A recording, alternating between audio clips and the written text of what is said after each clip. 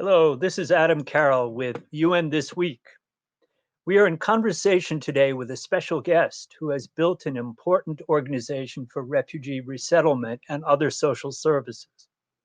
How have serious emerging challenges, rising conflict, and the pandemic impacted the refugee community, especially the over 200,000 members of the Ethiopian diaspora? Located in the Horn of Africa, Ethiopia is a diverse nation with a rich history, originally known in the West as Abyssinia, a Latinized form of Habash. It shares borders with Eritrea to the north, Djibouti to the northeast, Somalia to the east, Kenya to the south, South Sudan to the west, and Sudan to the northwest. With over 109 million inhabitants as of 2019, Ethiopia is the 12th most populous country in the world, the second most populous nation in the African continent after Nigeria. Muslims are 33.9% of the population, more or less. Ethiopia is home to Harar, as UNESCO states. It is regarded as the fourth holy city of Islam, with 82 mosques, 3 of which date from the 10th century, as well as 102 shrines. Ethiopia has ancient connections to all the Abrahamic religions.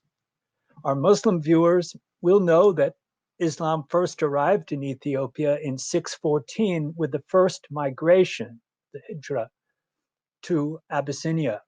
According to scholars, the Quranic verses in An-Nahl, the bee, were specifically sent as instructions for the migration. So this land is remembered by over 1 billion Muslims as a safe haven for migrants fleeing danger. However, today the refugees are fleeing from Ethiopia, not to it.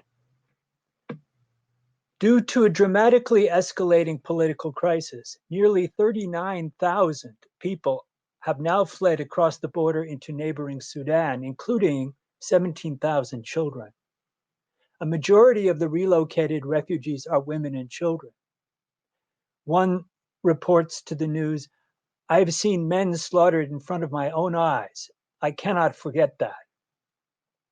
UN agencies such as the UN Population Fund report that more than 7,500 refugees are women of reproductive age.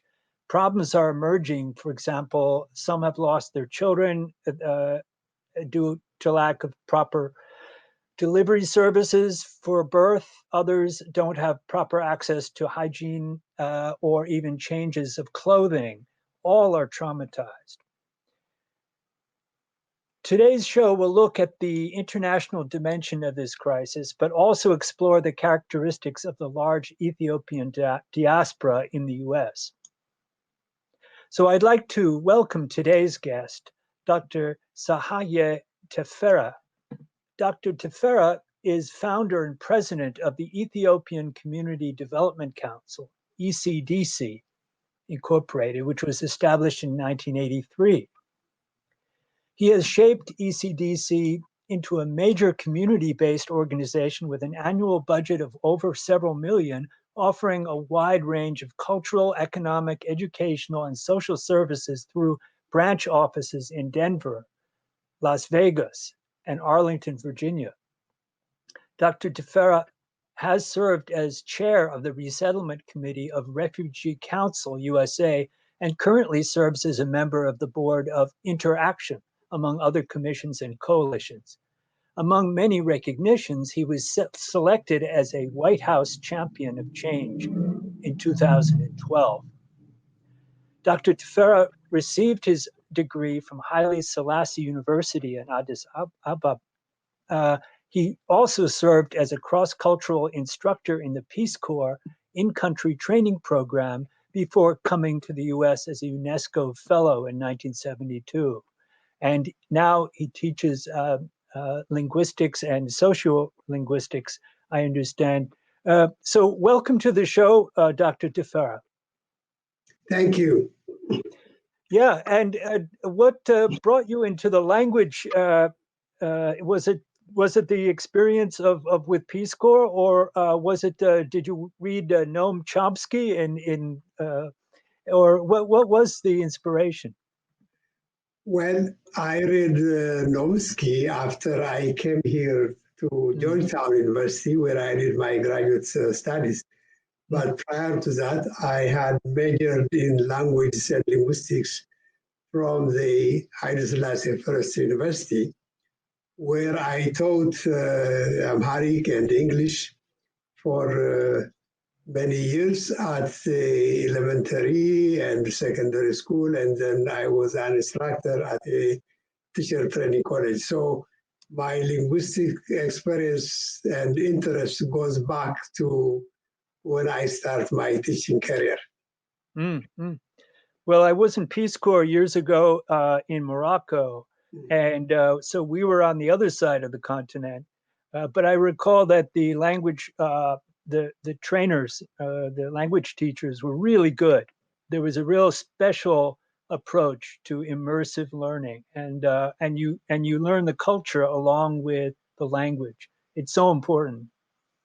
That, Um, that, that's true. And when I did my instruction for the Peace Corps Ethiopia, we had a program called Immersion, where everybody is immersed in the language for a few weeks.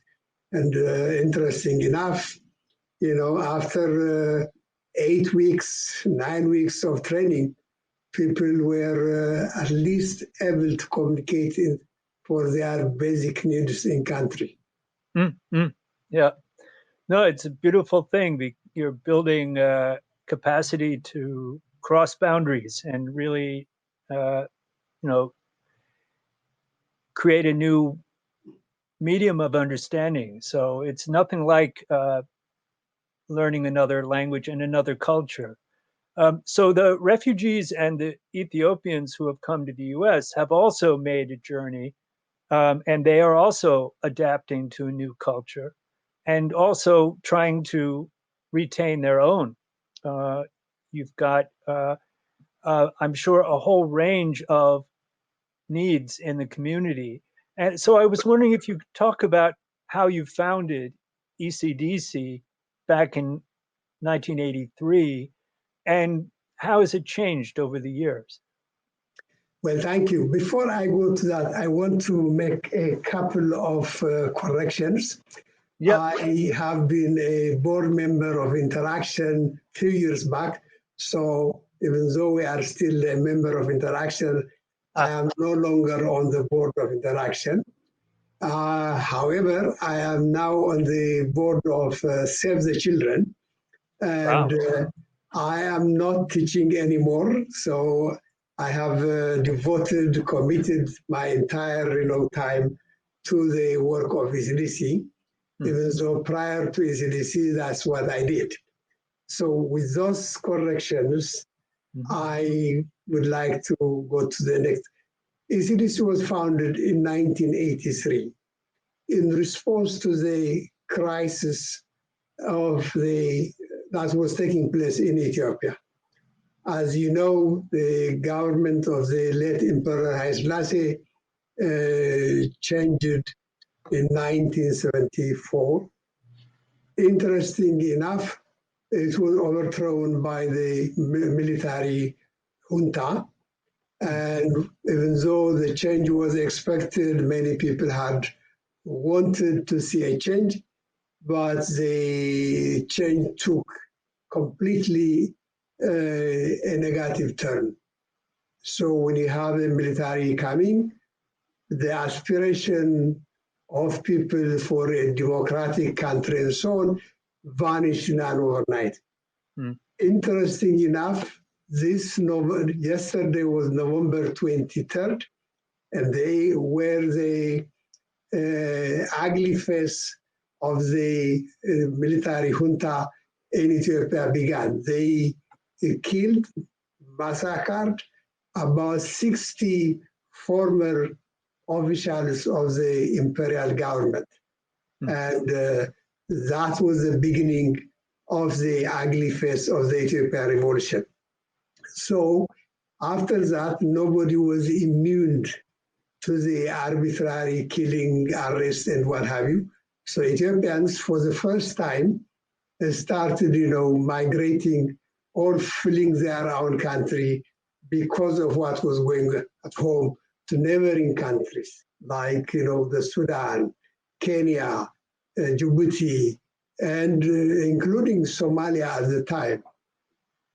So with the US refugee program that was beginning to admit refugees from Africa beginning 1980, we saw a number of Ethiopians coming for the first time as refugees to the United States. So Ethiopians and other Africans were beneficiary of the 1980 refugee law that basically admitted all refugees from all regions. Prior to that, it was restricted really to East Europeans and Southeast Asians. So at the time, in 1983, I was working at Howard University, and we began, to see new refugees, immigrants out of Ethiopia who needed really a cultural intervention and what have you. So since we saw a need, to serve, to be helpful to the Ethiopian community, we decided that we need an organization that would respond to the community needs. At the same time, it's not only the community needs, but also there was a need within the larger community to be an interpreter of the Ethiopian culture, of the Ethiopian do's and don'ts, and so on. So we formed the ECDC to be the bridge between the new community that was coming and the mainstream community here. So we had dual roles, working with Ethiopians, helping them to adjust to life here, helping them find employment, and so on. At the same time, creating awareness and within the American community. In fact, the first project that we did way back in 1983 was we had a national conference on Ethiopian refugees in the United States, where we brought all sectors from social services, policymakers, immigration advocates, and so on, and the community together. That was what really set ECDC. ECDC, in no time, became a national organization catering, to the various communities around the country. Well, initially, as I said, ECDC was created basically to respond to the needs of a young Ethiopian community, but in no time, we found ourselves that the needs of other refugees were equally deserving our attention. Mm-hmm. So ECDC, even though it has kept its name, the Ethiopian Community Development Council, still is no longer exclusively serving Ethiopians. We are serving basically every refugee, name it, from 18 or 16 African countries, the Middle East, including Iraqis, Iranians, and Afghan refugees. From Latin America, we have Cubans, Colombians, and so on. So ECDC today, other than its name, is a multicultural, multinational organization. As a national voluntary agency, as you know, there are 9 voluntary agencies throughout the country that bring refugees, resettled refugees that have an agreement with the Department of State. ECDC is one of those 9 agencies. Most of the other agencies are bigger organizations like US Catholic Conference, IRC, US Committee for Refugees, and so on. ECDC is the only community-based organization. We're small, dedicated. So we have affiliates around the country. This year we have about 14 affiliates. And the way we work is, in some areas, we have our own branch offices. This is when we find a place where there are no organized community organizations, then we create our own office. In other areas where there are established community organizations, then we work with them. Primarily, we are focusing our affiliation with African community-based organizations. So that's the change from 1983 to 2020. Basically, we have come a long way. Locally here in the Washington, D.C. area, that's where our largest presence is. We have a social service component where we still do employment, counseling, information, referral, and so on. But we have also developed a very large micro-enterprise program through one of our subsidiaries called the ECDC Enterprise Development Group. This is a microfinancing. We provide loans to small businesses, individuals who want to start and create their own businesses. We lend up to $50,000, so it covers the entire tri-state of the state of Virginia, DC, and Maryland. In other cities where we are present, some of the programs that we have here are also replicated elsewhere. Well, these are really important services, since, of course, the assistance to refugees is very limited from the government, and especially in the last 4 years, when the numbers of refugees allowed to enter the U.S. has dropped to very little. And of course, now there's some hope that that policy will change again. But has that been a difficulty for your organization? Have there been less funds available over the last 3-4 years? That is true. The last 3.5 years have been very challenging, very, very problematic, because we were used to resettling more refugees before 3 years ago, like in the tune of 5,000, 6,000 refugees, and we have dropped currently to about 1,000 refugees. And that's a big drop. The funding usually comes also with the number of clients we serve, with the number of refugees that you have. But more than the impact effect on the organization, our concern was the policy that we have had for the last 3.5 years was a policy that discriminated family reunions and disparities among refugee groups. And there were many, many families who were waiting to be reunited with their families that are already here. And that left them stranded in various third countries. Like, as you know, Africa has one of the largest refugee population, without counting internally displaced people. You have refugees, you have Eritrean refugees, for example, living in the Sudan, Eritrean refugees in Ethiopia, and Sudanese refugees in Ethiopia, Somali refugees in Ethiopia, and Somali refugees in Kenya. So before 3.5 years, the number that were brought from Africa were about 30,000 a year. Overall, nationally, we had about 85,000 refugees. That dropped to last year to about 18,000 refugees. And this year, the current administration proposal is to limit it only to about 15,000 refugees. So organizations that have the infrastructure to serve and help, more refugees have found themselves shrinking or closing, resettlement sites and what have you. And our hope is with the new administration, the number will increase, and hopefully most of the resettlement agencies would have to rebuild their infrastructure.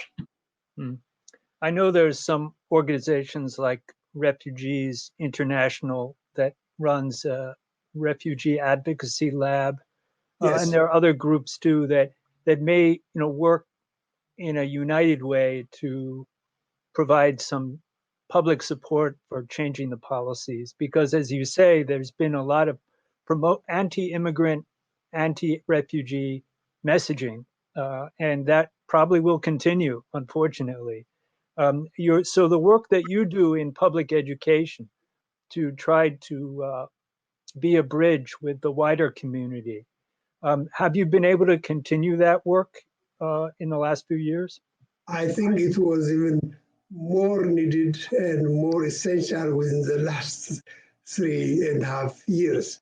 And because of the rhetoric and the anti-immigrant, anti-newcomer sentiment, we had to intervene. We have to work hard, to create the positive, to change the negative narrative of refugees. If you look, the history of refugees and immigrants in this country, I think, we tend to forget that this country was made of immigrants. This is an immigrant-based country.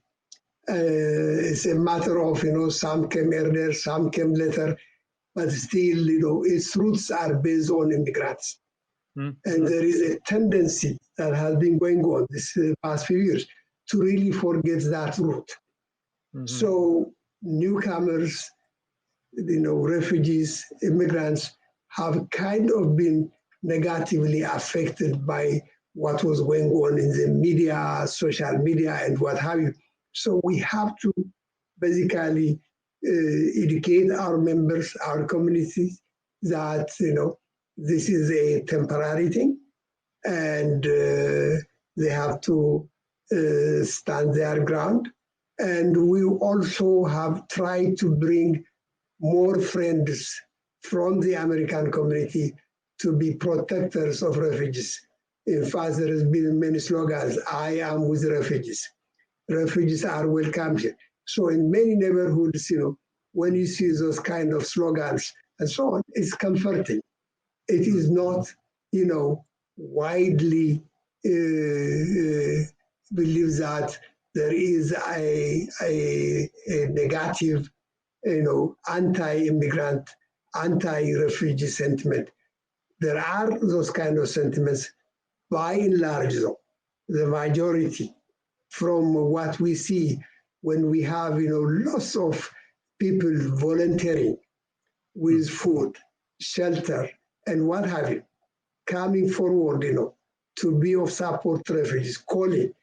It is comforting that the anti-refugee, anti-immigrant sentiment that was spread from some sectors is not widely believed by the larger community. And that is really a comfort. We hope that it will continue to change the negative narrative that was spread, this last few years. You have to understand, many of our refugees, immigrants, are productive members of this community, of this society.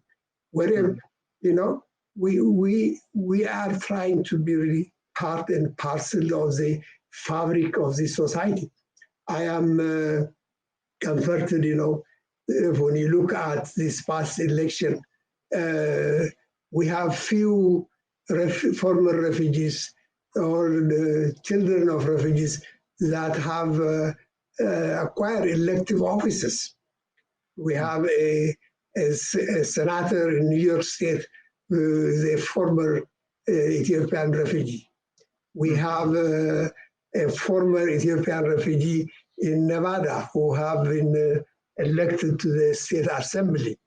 We have an Ethiopian refugee in the state of Minnesota who has been elected to the city council. We have, a Somali doctor who have been elected. This is now her second term to Congress.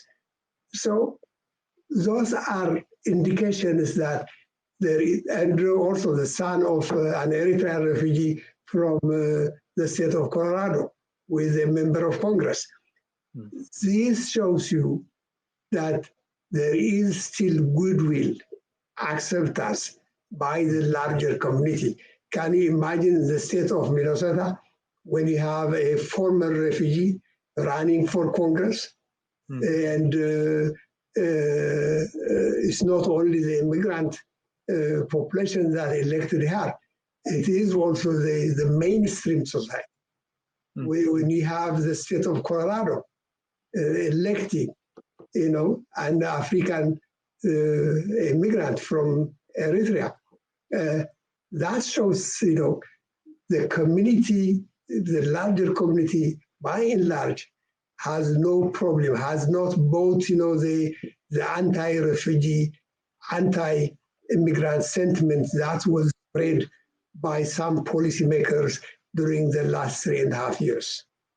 Well, it is heartening to hear that, and also it's a bit sometimes discouraging to think that, as your website states, only 1% of refugees ever get resettled. And so they're stuck in camps somewhere, or, they're essentially homeless. And that crisis is something that we shouldn't be turning away from.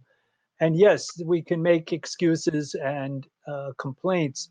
It seems like such a huge problem caused by climate change, caused by conflicts, caused by persecution. But we've got to take some people and we've got to encourage other countries and then address the root causes. So the root cause of the current displacement in Ethiopia, I understand that there's a deadline, there may be an attack, there's a lot of nervousness about the situation now, and yet because the country is so diverse and the diaspora is surely diverse as well, is it difficult for you in your position to manage that diversity at a time of general concern about conflict? I think also you have you have reports about atrocities and problems against civilians. And of course, this is something we should all be concerned about.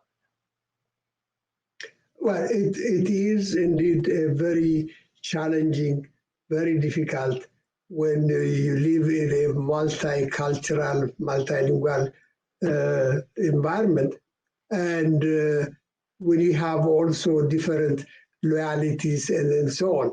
What I advise people is not to be carried with their emotions. They have to listen, read, against the facts before they make an assumption or a judgment. But sometimes it's human nature. People have their own biases. Now, you can look at the same story and you can come with different interpretations. Now, as a result of the current crisis, it is true, it looks like a fact that there has been, people who lost their lives. Now, where we have the difference is going to be who committed those atrocities. For me, whoever committed these atrocities, regardless of who they are and so on, it has to be condemned. It is not acceptable. But that is really what it should be. It doesn't matter of who did it. The fact that, some people were responsible for the loss of lives is something that the civilized world should not accept. Where I have a problem is when people make the quick judgment and then base the generalization. I have read the report from what you just mentioned now. I have also seen there was an article that just came this afternoon where refugees were being interviewed in the Sudan, those who fled the crisis, those who fled. These are eyewitnesses saying that, it was the other side that committed those. So before we all carried with those emotional charging and so on, I think we need to wait and see for the facts to come out. And as days go, I'm sure, it will be known. But that is not going to bring back those lost lives anyway. What we should work for, what should we strive is that these kind of atrocities should never, never happen anywhere in the world. That is where, our struggle, our fight should be. I was reading that the African Union has stepped up, appointed by President Cyril Ramaphosa of South Africa. There's special envoys, the former president of Mozambique, Joaquim Chissano, former Liberian president Ellen Johnson Sirleaf, and also the former president of South Africa. And they're going to be trying to encourage dialogue because I think it's, as you were suggesting, I think de-escalation is important now. With some people were stating that the president of Ethiopia, since he won the Nobel Peace Prize last year, that it was interesting that now he's involved in a conflict. However, and then they were comparing him to Aung San Suu Kyi of Burma. But I don't know if that is quite an accurate comparison yet. We, as you said, we don't know everything that's going on, except that there's heated words and there's too much of a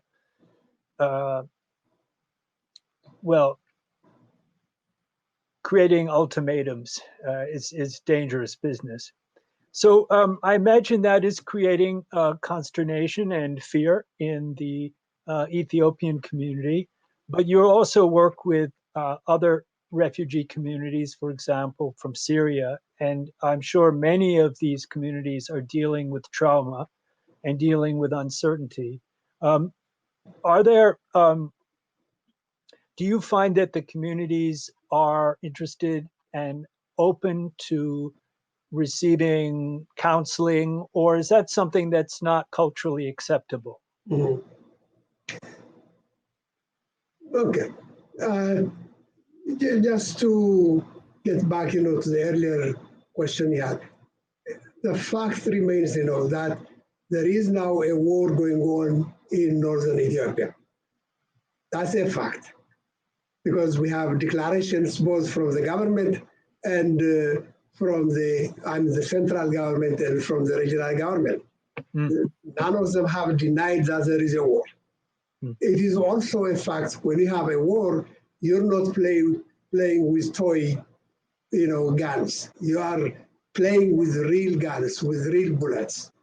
Therefore, it is a fact that there is destruction of property, human lives, and so on. As a result of this, dispute, as a result of this crisis, we have now a large number of refugees that have crossed to the Sudan. As of the report from today, I read that there are about 40,000 refugees that have been displaced as a result of the crisis in the western part of Tigray, and who are now in the Sudan. So this war has really, really caused, human suffering among children and women. According to UNHCR and the other watchers of the area, it is expected that within a month, the number could go as high as 200,000. That is a big human catastrophe. So our prayers are that, already Ethiopia is in a crisis. It has seen its share of crisis in the western part of the country, and there has been an ongoing civil strife. And Then, you have the pandemic. That is another major thing. In northern Ethiopia, in the Tigray region, there has also been, in addition to the virus, in addition to, there has been a locust infestation. And, this is also the harvest time when people harvest. Now, when you start a major war like this, of course, there is no good time for starting wars. Wars happen whenever you choose them. But this is a very, very bad timing.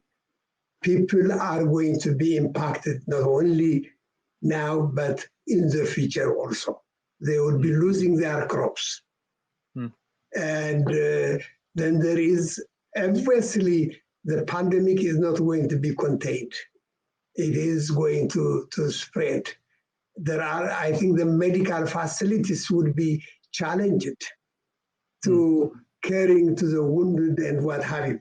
So this is a multiple faceted, crisis that we have there.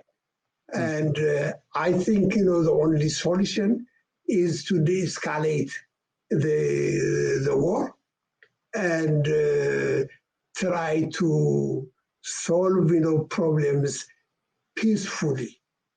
That is really what the civilized world would expect. That is what the civilized world would demand.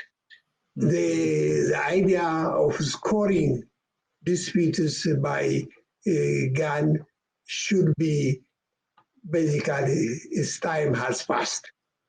So our appeal to the world is basically to put pressure on, both parties to de-escalate. At the same time, create some humanitarian corridor where food, medicine, and so on are delivered. I don't think, you may win a war, but at the end, if you don't win the hearts and minds of the people that you want to govern, then you have lost the war. That is very, very true. And we are going to take a very short break. So we'll be right back. This is UN This Week, and I'm speaking to Dr. Teferra of the ECDC about the refugee crisis in Ethiopia. We'll be right back.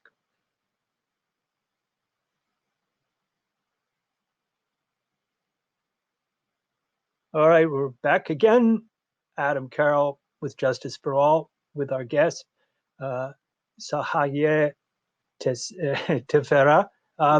Thank you so much. And your points are really eloquently made, and it's so unfortunate to find this multi-layered crisis. And it's a reminder of why we do need the United Nations in good functional order. It's not perfect, and no one thinks it is, but without its services to refugees, I don't know what would happen. As far as putting pressure on the players in this deadly game, we haven't seen any statements from the UN Security Council yet, but hopefully from the Secretary General and others, they'll convey their strong concern in an effective way. I guess Ethiopia now is part of the world system and sells flowers to Europe and has tourism, and all of these economic sectors are impacted by the pandemic. So already it was facing, as you said, a hunger and disruption, and now another layer of that. Hopefully the diaspora still have jobs so that they can send back money to their families, but even that, I'm sure, is affected. How is how is the refugee and Ethiopian community doing with the pandemic in the United States? Well, it has really affected the community, like, in many immigrant newcomer communities. Most of the jobs where the immigrant refugee communities work are the service center, service hotels, groceries, gas stations, and what have you. And these are the places that have been impacted by the pandemic. And therefore, many of our compatriots from the immigrant community have lost jobs. Therefore, the impact that you see here also has an impact overseas. There are many families back, in the native countries that have depended on financial assistance from the diaspora. I don't have a tangible figure and so on, quote, but I can imagine there has been a strain, from that sector.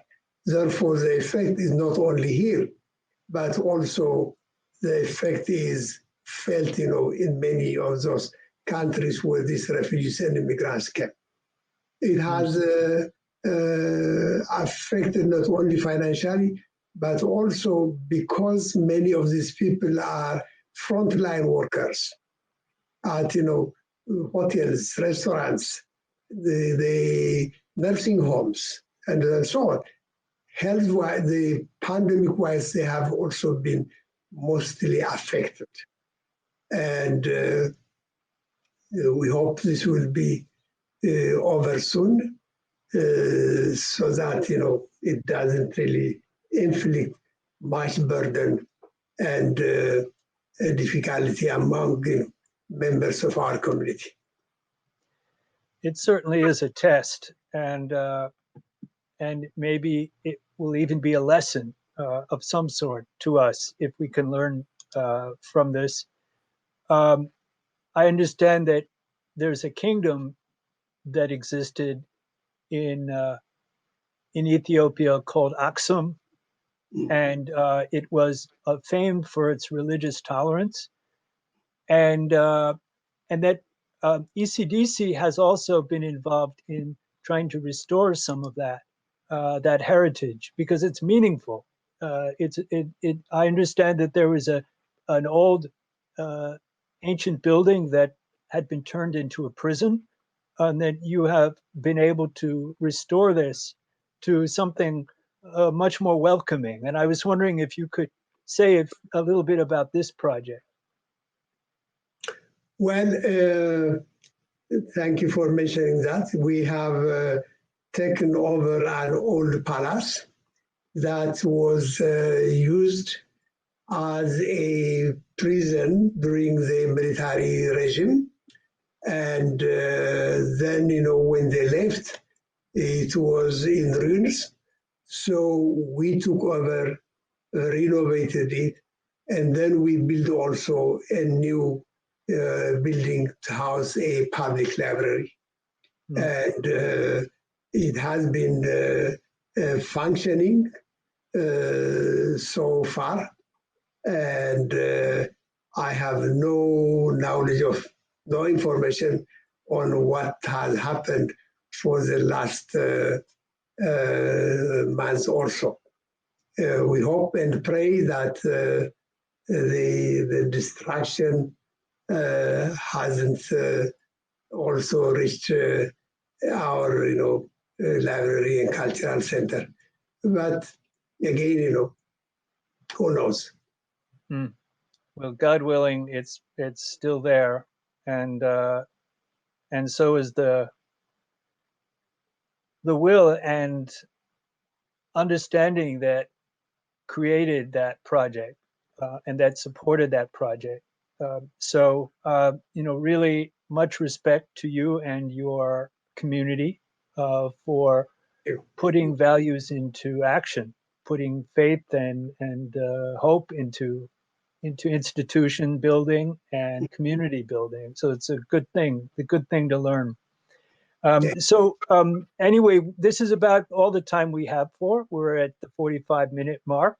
I wanted to, again, thank you very much for being on the show and wish your community the best. It's not just your community, it's our community. And you know, if there's anything that people can do to show support, can they go to your website and make donations? Yes, we would really appreciate that. In fact, we are starting a campaign to raise funds to assist the refugees that have been displaced because there is an urgent crisis going on in the Sudan.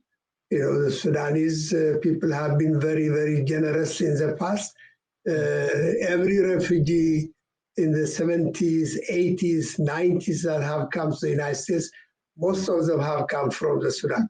The Sudanese people have been very, very generous, which we are very, very thankful.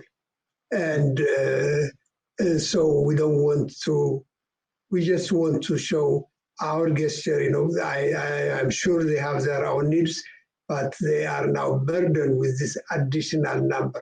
There has been, by the way, many Eritrean refugees that have lived there for generations now, second, third generations, that have not been able to return to their home country. So I, really commend, the tolerance and the hospitality of the Sudanese people. So we are trying to raise funds now to assist on the emergency need of the community of refugees that are the newly arrived refugees there. Well, let's all learn from the Sudanese and let's welcome the stranger. So thank you again, Doctor, and thank you, everybody. See you next time. This is UN This Week.